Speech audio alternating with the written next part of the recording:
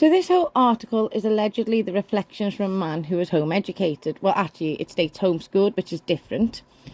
And in my opinion, it's another clickbait article aimed at people who don't understand home education and autonomous education, so would think it's the same sort of thing as eotas, which if you read the article, it looks like that's what he was experiencing. It's designed to stoke fear, as nobody likes imagining the children growing up with regret or having failed academically.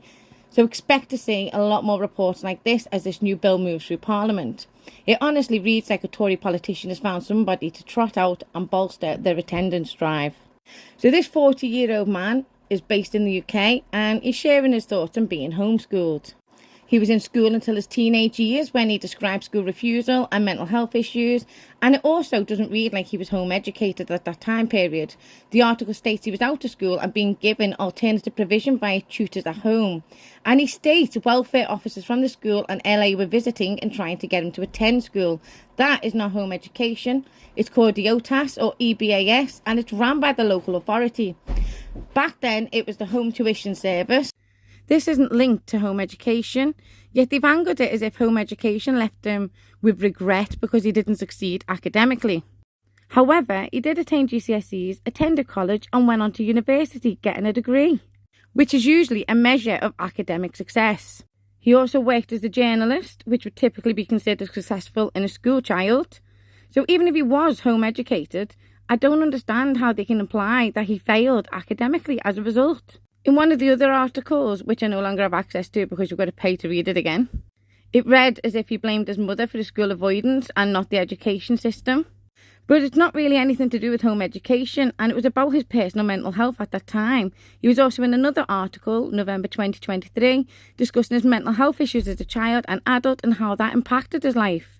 He seems under the impression attending school more would have given him more friendships and more qualifications, and he can't seem to see the benefit of the lifestyle he led or the achievements he's made since. It appears he was amazingly well supported, not only by his parents, but with specialist tuition provision, welfare officers and a psychologist to support his mental health needs, which all helped support his current business progression. It honestly reads as some sort of weird propaganda for the latest bill. Homeschooling isn't bad if a child is being monitored properly, and that's a quote. So I'm not sure what he meant by that, especially as he says he had the specialist tuition, a welfare officer, the LA, trying to persuade him to go to school, but he still didn't go. He was heavily monitored. And the fact the LA were trying to get him to attend school shows that this is not home education. To me, when I'm reading it, it sounds like more of a success story due to his mother's determination, because she never gave up fighting for him to get the support that he needed. It also shows that this issue with school attendance and school avoidance has gone on for decades and the children are still left unsupported to this day.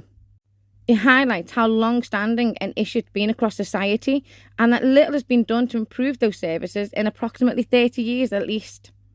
It also reads as if his mother struggled to encourage him to socialise, but it's clear she was doing her best. She was taking him to the cinema, to different events locally, but back then obviously it wasn't as easy to contact other home educators as it is now. But also the fact that they were eotas and not home education officially would have made that a bit more difficult as well, because she wouldn't have been part of the home ed community. School refusal and avoidance while still on the register is very, very different to home education. And like all parents, I want my children to grow up and see that the time invested in home education is one that's been enriching, engaging, motivating, inspiring and valuable. However, I'm also aware that no matter what we choose as parents, our children will always find something to complain about when older. It's human nature, sadly. And all we can hope for, regardless of our choices, is that the positive memories far outweigh any cons they may experience. We can only lead our children to the fountain of information. We can't force them to drink it, whether they're schooled or home educated. All we can do is be a consistent guide throughout the process of their education, especially when we have to also consider mental and emotional well-being, any send and any trauma too. There are too many variables in this man's life, plus no clear direction or point within the article. I still don't know the true aim of it.